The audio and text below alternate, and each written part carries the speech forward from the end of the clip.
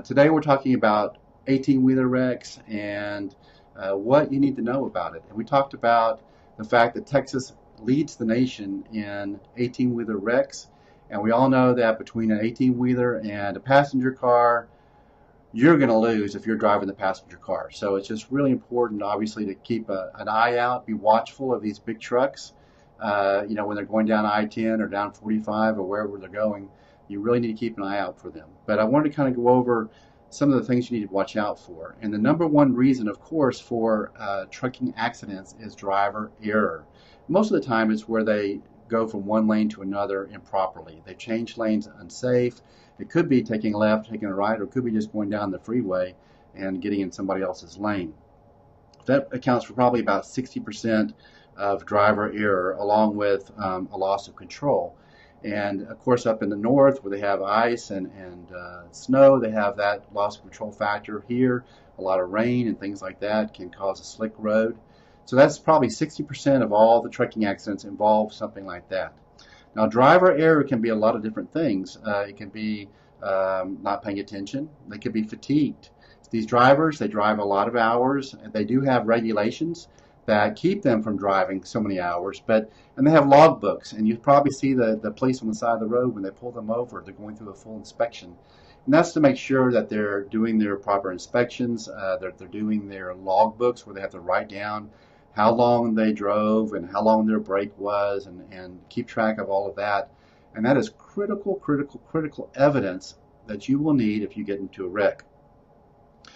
The nature of a 18-wheeler wreck is a lot different than a car wreck because of the laws that are involved.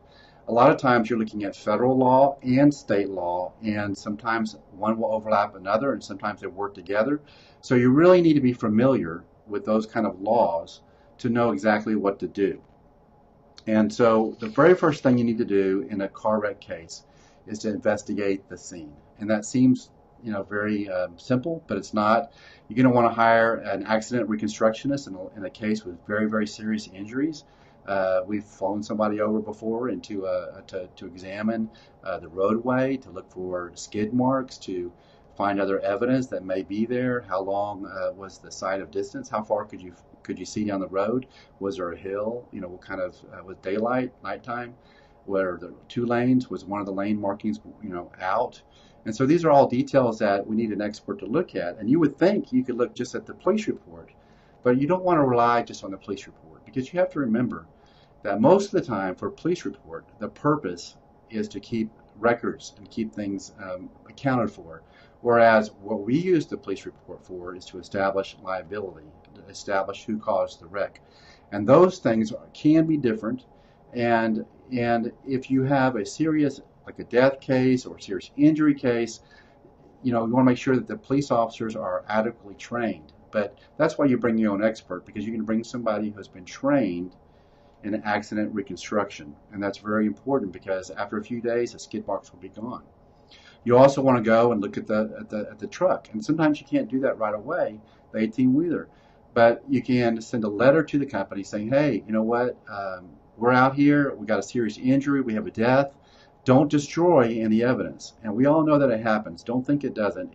People do destroy evidence. They falsify evidence. Their driver's logs get, somehow they make up numbers. And so it's important that we have all this information gathered up so that we can catch people in their lives when they do that. Or when you have a trucking company who's putting an unsafe truck, or somebody who's not trained properly, or somebody who's not licensed properly, on the roadway. So that's critical to do that. So you can go see the truck, and a lot of times you're going to find things. You would think that everything's already been picked over, but you find things that kind of give you an idea of what's going on in the truck.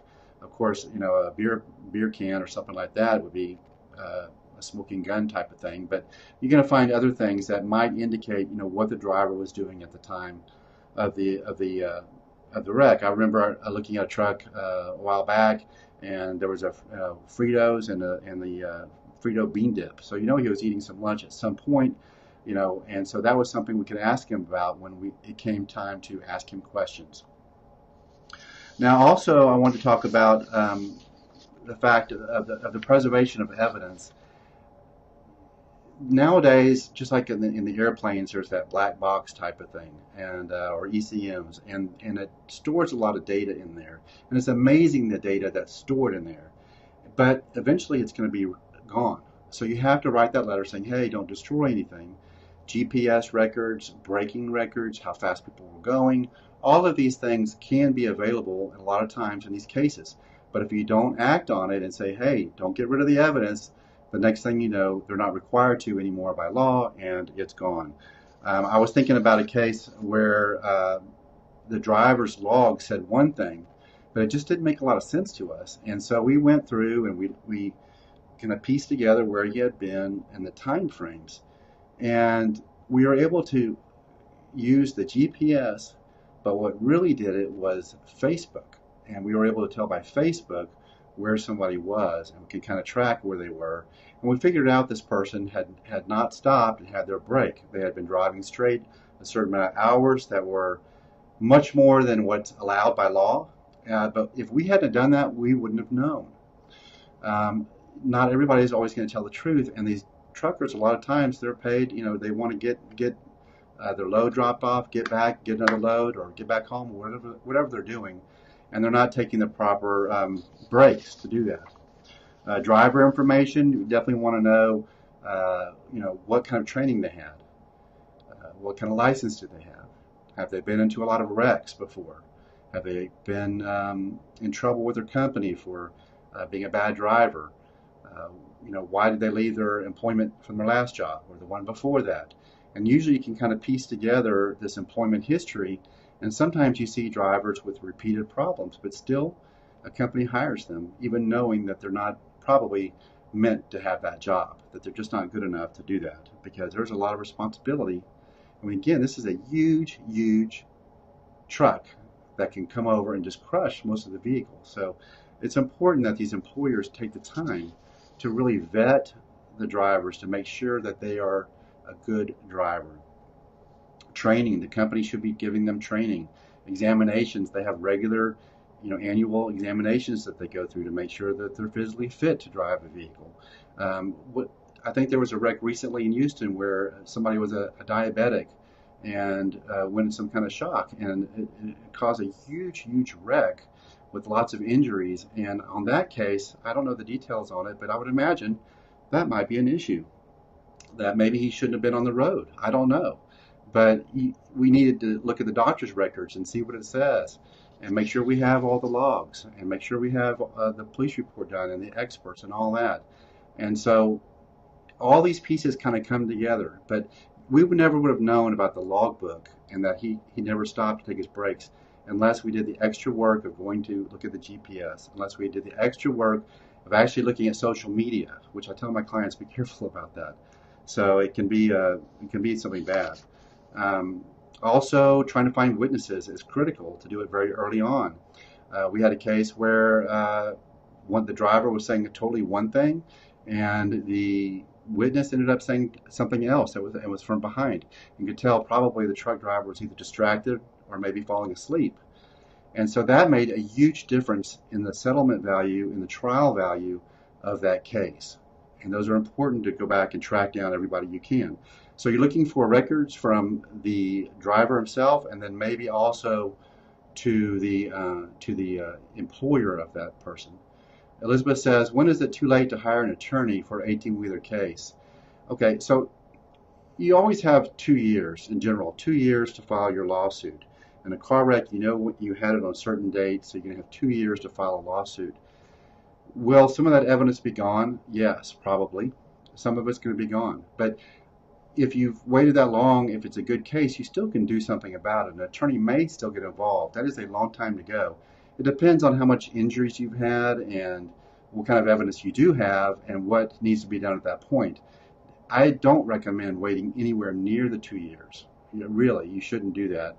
If it's an 18-wheeler wreck or if it's a commercial vehicle, you can try to handle it yourself, but I really don't recommend that. There's a lot of details, and the police report makes it look so easy sometimes. Oh yeah, this says it. They did this or they did that. But it's not that easy. And the trucking lawyers, the lawyers for their company, they're not going to bend over and just say, okay, or lay down and say, hey, this is it, and and we're going to pay whatever. No, their job is to defend the driver, to defend the trucking company. So just expect that. Well, if something, Raul asked if there's anything we can do once evidence has been destroyed. Okay. Once it's gone, there's probably very little you can do to go back and reconstruct it actually from like like say from the black box. But the letter that I mentioned earlier, which is called the preservation letter, and also is called the spoliation letter. Okay, so you send that early on in the case, and you say, hey, don't get rid of anything. And then the presumption is if they get rid of something, something disappears, that you would go to the jury or the judge and you say, look, you know what?